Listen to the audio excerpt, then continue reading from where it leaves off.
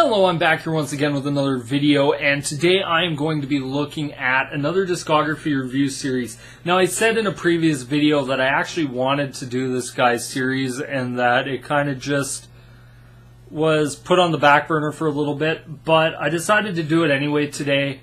I didn't really feel like listening to anything else, so I figured, you know what, I'll do this discography review and start with the first one, and it would be the great Yngwie Malmsteen and his debut album Rising Force, released November '84 on Polydor Records. The genre is neoclassical metal, heavy metal, pretty much rock, whatever you want to throw into it. Features Yngwie Malmsteen on guitar, bass, and the moog taurus. Jeff Scott Soto on vocals on tracks 3 and 6. Johansson on keyboards and harpsichord. Barrimore Barlow on drums. Now, Yngwie Malmsteen was in a previous band of a band I like as well, Alcatrazz. But to me it always felt like Yngwie, even with Steeler and that he was kind of never given really... They wanted Yngwie to do his thing, but they never let him go full bore with it. And I think on this album was Yngwie going full bore with it. And let's see how it results in this review. It starts off a black start. It starts off 4 minutes and 53 seconds of the album. It has a soft, mellow, acoustical intro, which is something that I wasn't expecting. I was expecting just something really fast-paced electric guitar, but instead I was really surprised by it. It's followed by a groovy bass and drums into a melodic electric guitar part. Has a great twin guitar sound to it throughout. Really, most of this album has a great twin guitar sound to it. I love the solo around the 240 mark. It really is a great opener, showcasing Yngwie Malmsteen and really what he is.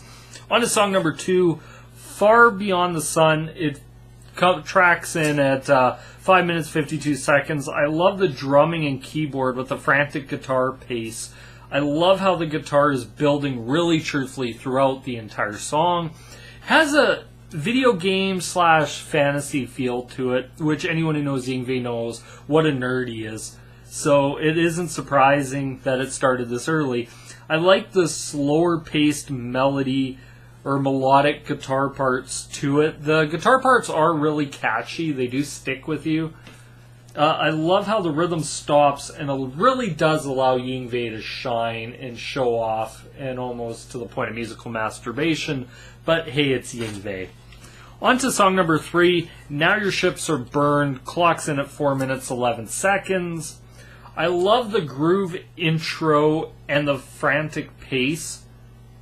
Vocals are finally included, and it does include, which to my surprise was kind of the James Hetfield trademark, yeah, to it.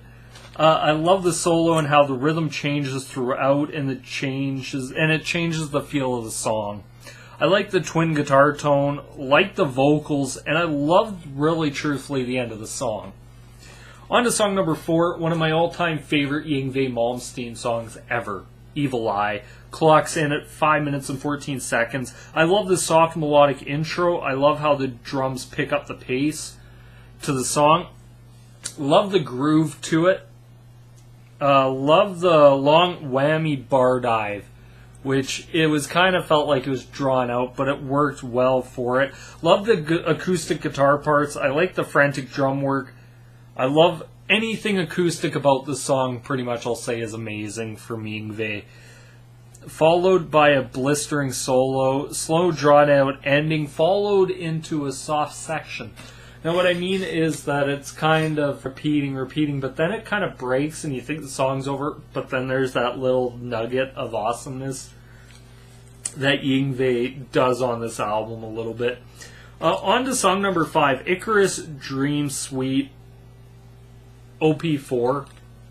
No idea quite that is. But it's 8 minutes and 33 seconds, which for an album that is just under 40 minutes, this takes up about a fifth of your album.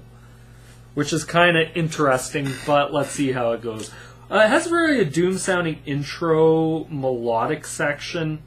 Builds perfectly. Such an emotional piece, which this is probably one of the more emotional pieces, or at least melodic pieces on the album. It's not overdone Yngwie where it's just guitar noodling for the sake of noodling. This one seems to be very focused and driven.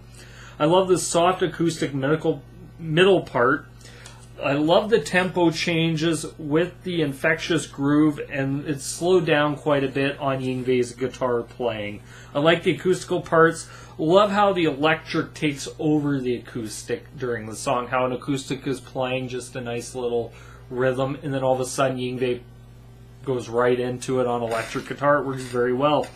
I like how the song picks up near the end, and that's that song. On to song number 6, As Above, So Below, clocks in at 4 minutes and 39 seconds. I like the keyboard/organ intro part followed by the guitar. Like the vocals and the fact that at this point there is some vocals to really go off of. Fantasy lyrics, once again, has a video game feel to it. Into the solo, I like the vocal ending into the organ part, which to me sounded amazing just to listen to. On to song number 7, Little Savage, clocks in at 5 minutes 22 seconds. I like the opening and how it stops for the guitar fills. I love the melodic tempo change, and I like how the tempo picks up into a guitar solo. I like the drum and keyboard and bass parts, followed once again by another Yngwie guitar solo. On to song number 8, Farewell, clocks in at 49 seconds. It's not really much of a song at all. It's just a nice soft acoustic and has kind of a dreamy feel to it. And that is really the album. Now, my thoughts on Rising Force. I think the people listening to it back in 1984 probably thought, oh my god, I've just heard the next Eddie Van Halen. Because listening to this, like the guitar playing on it, was just exceptional. Like, it really showed Yngwie was a great, phenomenal guitar player. Any negatives I can really say about this? I try and be very positive throughout a lot of these reviews, because I think there is a lot of negativity out there towards albums, and to think, hey, you actually were able to record an album, I think that's something that you have to really say, hey, that's an accomplishment. And I'm probably one of the more optimistic people online, but it could have used a little bit more vocals, I found, throughout. If you think of Yngwie Malmsteen is just a guitar noodler with really no substance behind it, this album doesn't necessarily change your mind on that. I guess that's the best way to put it. It doesn't really change your mind. However, I think this is an absolutely great record. If I had to grade it out of 5, I'd probably give it a 3 out of 5, slightly above average. I know in a couple reviews I gave out 5s, and then I went back, thought about it. Was I being a little bit too nice? Maybe. But this one, I think, it's above average. I think for what it is, I think it really showcased Yngwie Malmsteen. I think the arrangements on it are very good. I just wish he would have maybe scaled back a little bit of the guitar work and maybe added some vocals in there, more vocal parts. All these are written by Malmsteen, which is amazing, and he plays bass on it, and it's just good stuff. It's good, solid melodic metal, and that's really all I got to say about this album, Rising Force. I can't wait to listening to Marching Out. But this is me here with another video. Be sure to like, comment, favorite, subscribe down below. Click the little bell so you don't miss anything.